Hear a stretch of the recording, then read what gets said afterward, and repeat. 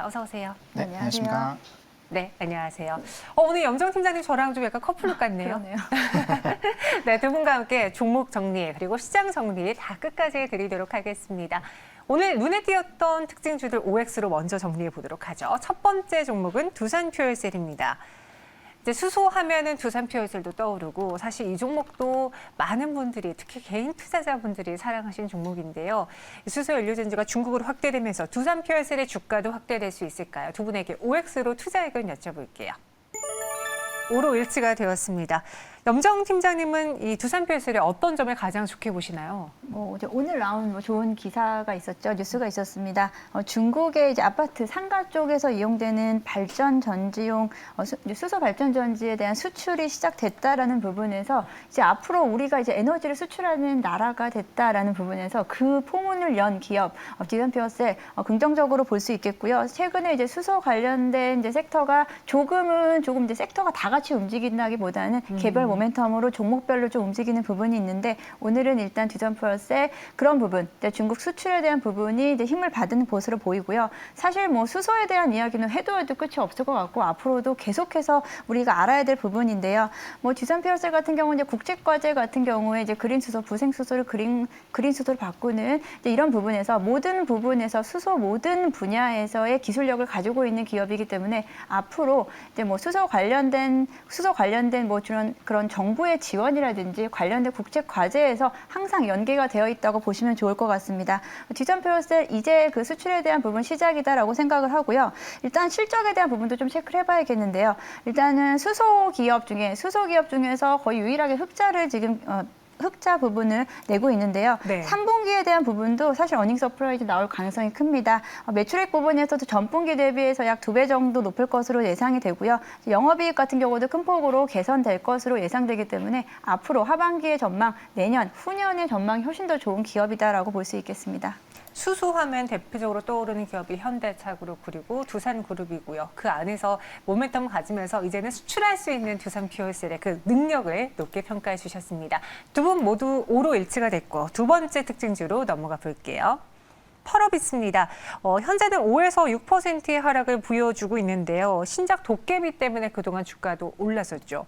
여기서 어떻게 해야 될까요? 두 분에게 OX로 투자 의견 여쭤보도록 하죠.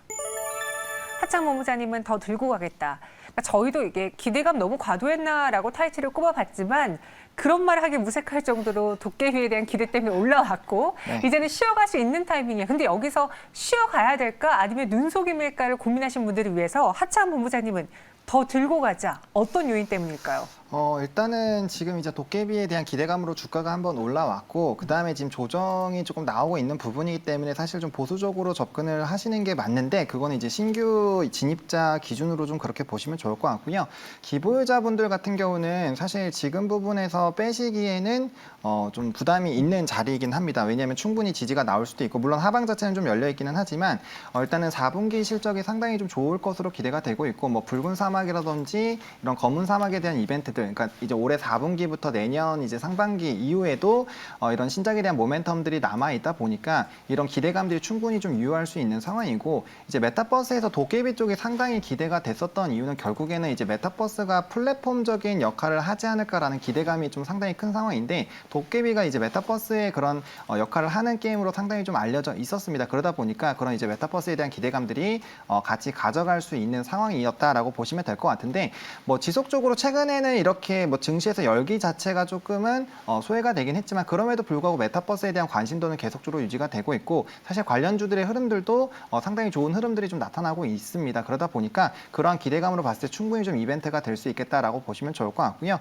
뭐 오늘장 같은 경우는 약간의 뭐 차익 실현 매물들이라고 보실 수도 있고요. 그다음에 이제 뭐 특히나 아직까지는 이런 지지 라인들이 깨지진 않았기 때문에 충분히 좀 중장기로 좀 끌고 가보실 수 있는 자리일 것 같다. 다만 신규 매수자들은 조금 보수적으로 보시는 게 맞을 것 같고, 기보유자는 여전히 이런 모멘텀들이 있기 때문에 좀 홀딩을 하시는 게 맞지 않을까라고 생각하고 있습니다. 그럼 염정 팀장님은 X 의견 주신 게 가격 때문인가요? 뭐 아무래도 최근에 이제 급등한 부분에 대한 지금 좀 조금은 돌림 현상이 있다라고 생각이 들고요. 최근에 이제 수급 부분에서 봤을 때도 조금은 좀 부정적인 부분이 없잖아 있다라고 생각해서 지금 뭐 사실 도깨비에 대한 기대감은 여전히 있지만 지금 들어갈 시점이라기보다 조금 더 지켜보시다가 수급이 좀 돌아오는 시점. 여기서 말하는 수급은 사실은 저는 외국인과 개인의 수급, 외국인과 기관의 수급을 좀 주목해서 보는데요. 지금 최근에 이제 외국인들의 매도세가 조금은 좀 크다라는 부분에서 당분간은 좀 관망하시면 좋을 것 같고요. 관련해서 좀 OTT 관련주들도 움직임이 좀 많이 나타나고 있는데요. 관련해서 이제 컬처 부분에서 OTT라든지 웹툰 여러 가지 게임 부분까지 최근에 좀 단기적으로 좀 급등 나온 종목들은 조금 쉬어갈 수 있겠다라고 좀 생각이 듭니다. 알겠습니다. 펄어비스에 대한 투자 의견 들어봤고요. 이어서 세 번째 오늘장 특징주 살펴볼게요. 이번엔 하이브인데요. 위드 코로나 이후에 BTS 공연이 재개가 될까요? UN에서 우리나라의 가수가 연설을 하고 공연을 한다는 거 생각지도 못했던 거잖아요. 정말 이 BTS 방탄소년단의 그 행보는 널리 나아가고 있는데 하이브의 주가도 널리 나아갈 수 있을까요? 두 분에게 투자 의견 한번 여쭤볼게요. 5로 일치가 됐고요. 사실 지금 엔터주를 갖고 계신 분들 중에서 최근에 매수하신 분들이라면은 손실권이에요.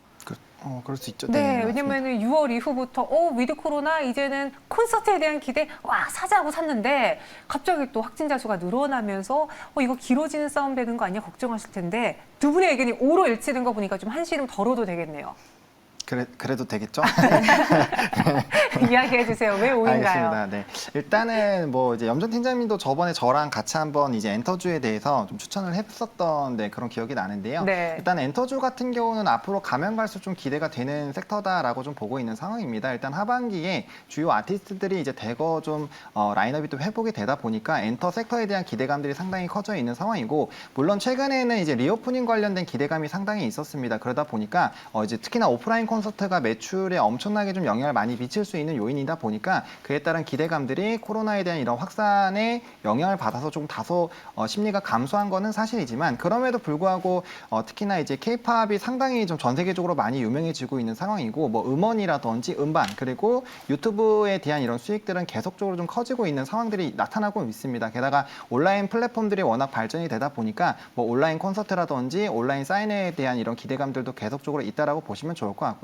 하이브 같은 경우도 지금 음반 판매가 엄청나게 많이 좀 이뤄지고 있습니다. 이제 400만 장이 넘게 나가게 됐는데, 그에 따른 부분들이 한 200만 장 정도 부분이 이제 3분기에 반영이 될 것으로 좀 기대가 되고 있습니다. 그러다 보니까 실적에 대한 기대감들 충분히 좀 나타날 수 있겠다라고 보시면 좋을 것 같고요. 위버스라든지 또 신규 이제 이런 라인업들이 또 추가가 될 것으로 기대가 되고 있기 때문에, 그런 이제 아티스트들이 활동을 하게 되면은 최근에 이런 IP를 관련된 이제 굿즈라든지 이런 음반이라든지 이런 부분들은 아티스트가 활동을 잘 하게 되면 자연스럽게 따라오는 부분으로 진행이 되고 있고요. 그런 상황에서 이제 집단 면역이 진행이 되면서 지금 당장은 좀 늘어나고 있지만 코로나가 다시 한번 주춤하는 그런 상황이 나타나게 된다면은 충분히 다시 한번 오프라인 콘서트에 대한 기대감들이 나타날 수가 있기 때문에 지금 조금 눌림 현상이 나오고 있는 지금 시점에서는 오히려 모아가시는 전략으로 대응을 하시는 게 맞지 않을까라고 생각을 하고 있습니다. 네, 두 분 모두 다 엔터주에 대해서 긍정적으로 보셨습니다. 하이브도 5로 일치가 되었으니까요. 최근에 매수하셨던 분들도 조금만 더 기다려 보시기 바라겠고요. 이전에 수익 실현 갖고 계신 분들은 계속해서 수익을 극대화해 보도록 하겠습니다.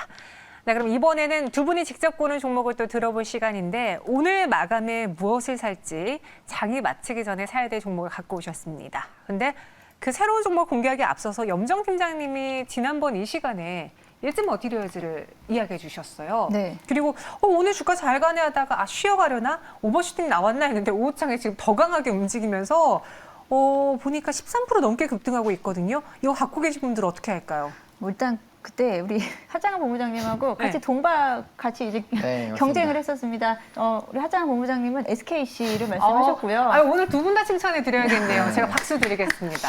일단은 그때 이제 동박 관련주가 다시 한번 2차 전지 내에서 순환매가 나올 수 있을 가능성으로 인해서 공교롭게도 이제 같이 말씀을 드렸었는데, 말씀드린 대로 다행히도 두 종목 모두 다 상승세가 이제 나와서 다행이고요. 일진머티리얼즈 같은 경우도 그렇고 SKC도 그렇고 이제 동박에 대한 수요가 워낙에 좀 견조한 부분이 본업이 워낙에 충실하기 때문에 앞으로 그에 붙여서 다른 소재단으로의 사업 확장에 대한 부분까지도 기대해 볼 수 있다. 오늘 SKC도 그런 관련된 뉴스가 나오면서 두 종목 모두 같은 움직임을 보이고 있는데 말씀하신 대로 이 부분을 좀 더 들고 갈지에 대한 부분은 저는 일단은 제 스타일은 부분 익절을 하겠습니다. 왜냐하면 지금 단기적으로 조금은 좀 급격하게 오른 부분이 있고요. 또 2차 전지 내에서 순환매가 또다시 계속해서 빠르게 움직이기 때문에 다시 한번 해당 종목을 살 수 있는 기회는 또다시 온다. 그러니까 오늘 부분 익절도 괜찮다라고 말씀드리겠습니다. 네, 왜 두 분 이렇게 칭찬에 부끄러워하시나요?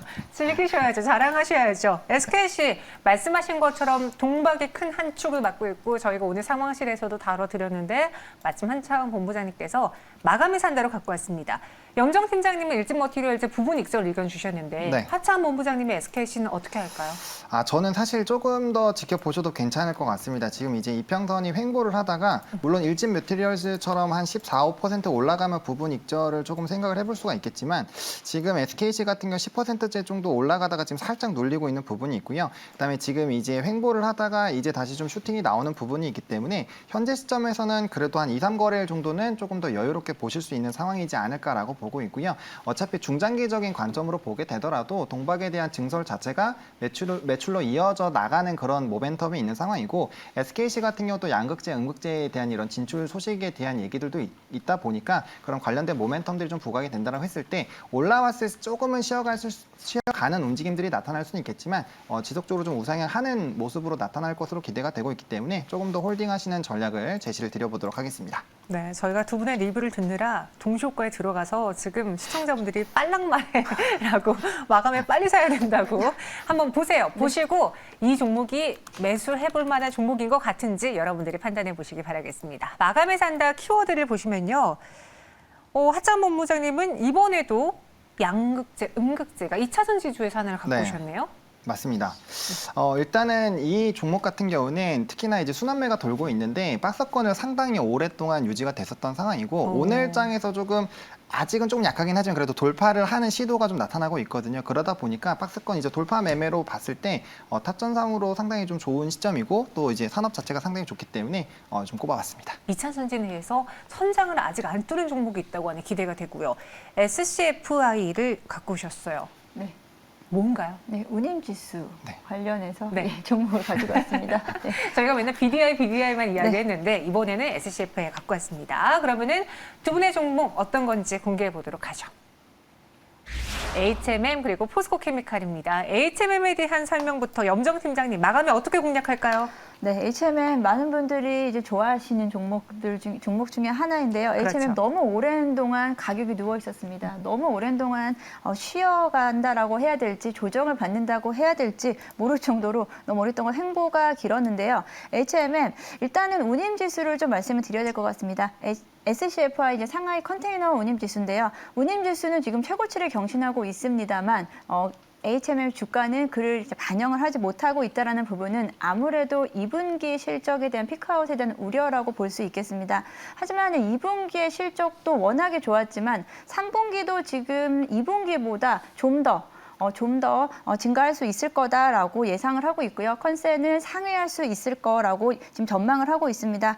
지금 HMM 같은 경우에 이제 3분기 영업이익이 약 1조 9천억 원 정도로 예상을 하고 있는데요. 이 부분에 대해서 이제 피크아웃에 대한 우려 조금은 덜어도 될 거라고 생각을 하고요. 일단 4분기까지는 이 상승세가 좀 어느 정도 유지할 수 있을 것 같다라는 생각이 듭니다. 일단 운임 지수에 대한 부분도 어느 정도 좀 아까 말씀드린 DBI 지수도 마찬가지고 계속해서 지금 연중 최고치를 경신을 하고 있기 때문에 이에 주가가 좀 반영을 하고 있지 못하지만 아시아 다른 경쟁사들의 주가를 보게 되면은 사실 지금 반등이 일어나고 있다라는 부분에서 좀 더 이제 관심을 가져주시길 바라고요.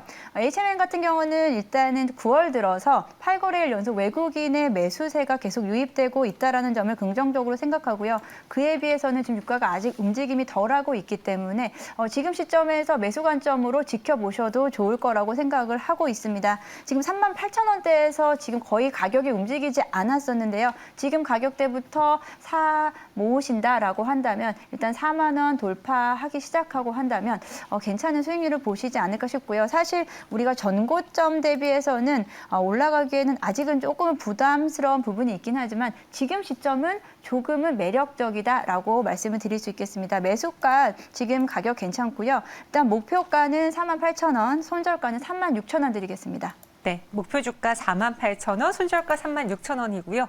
이어서 포스코케미칼도 살펴볼게요. 확실히 많은 분들이 2차 전지 내에서 종목 고르다 보니까 이 종목 아직 박스권 돌파 안 했네 하면서 많은 네. 관심 보여주고 계세요.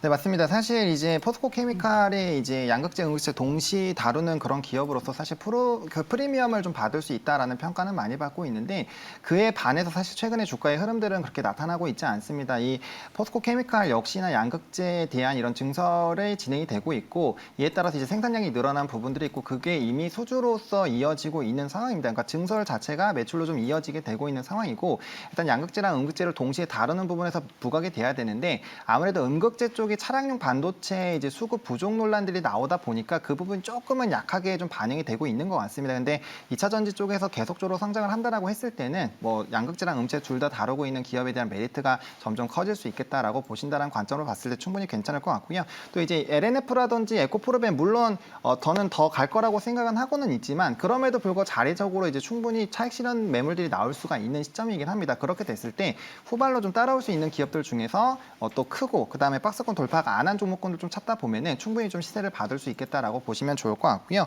그다음에 이제 지분 투자 이제 지분 회사인 이제 PMC텍에 대한 실적이 상당히 좀 좋을 것으로 기대가 되고 있습니다. 그래서 이에 따른 실적의 기대감들 계속적으로 좀 가져가 보실 수 있을 것 같고요.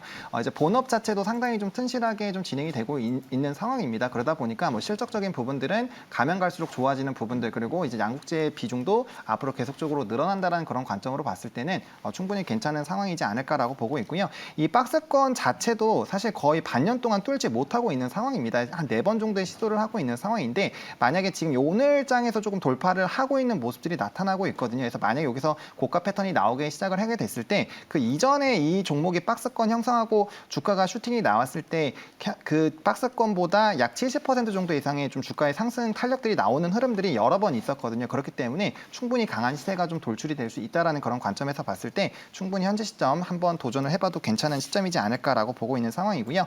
그래서 이제 매수가 같은 경우는 16만 2천 원부터 16만 8,500원 라인으로 좀 접근을 해보시면 좋을 것 같은데 사실 바로 종가 매수하셔도 저는 무방할 거라고 생각을 하고 있고요. 다만 이제 분할로 한 번 더 이제 아래 박스권으로 좀 내려가는 일이 만약에 발생이 된다면 그때 한번 추가 매수 하시는 거는 좀 필요하겠다라고 말씀을 드리겠고 목표가는 21만 원 단기적으로 좀 제시를 드리겠고 손절 라인 같은 경우는 15만 1,000원 라인 부분인데 이 하단 라인 좀 뚫어주게 됐을 때는 단기적으로 좀 강하게 눌림 현상이 나올 수 있기 때문에 그 부분을 조금 손절 라인으로 제시를 드려보도록 하겠습니다. 네, 현재가 매수도 가능한 포스코케미칼 들었습니다. 두 분의 종목 이야기해봤고요. 마감이 얼마 안 남았습니다. 오늘의 종례도 빠르게 들어볼게요. 오늘도 다행히 외국인들이 순매수세를 이어가고 있고요. 이 부분 얘기는 일단 코스피 쪽에서 좀 강하게 나타나고 있습니다. 코스피에서 8거래일 연속 매수세 이어가고 있는데 여기서 이제 또 지켜볼 부분은 코스닥보다는 코스피 중에서도 코스피 200 쪽에서의 중대형주 선호 현상이 계속 나타나고 있다는 부분입니다. 코스피가 지수 자체가 박스권 내에서 지금 움직이고 있다. 3,100선에서 지금 내려가지도 올라가지도 못하고 있는 상황이기 때문에 이런 시장에서는 조금은 좀 안전한 종목으로 찾아가는 외국인들의 이제 방향성을 좀 볼 수 있겠고요. 일단 중대형주 중심으로 시장이 조금은 옮겨갔다라고 좀 볼 수 있겠습니다. 이런 분위기에서 이제 너무 좀 테마주나 이런 부분에서 좀 접근하시기보다는요.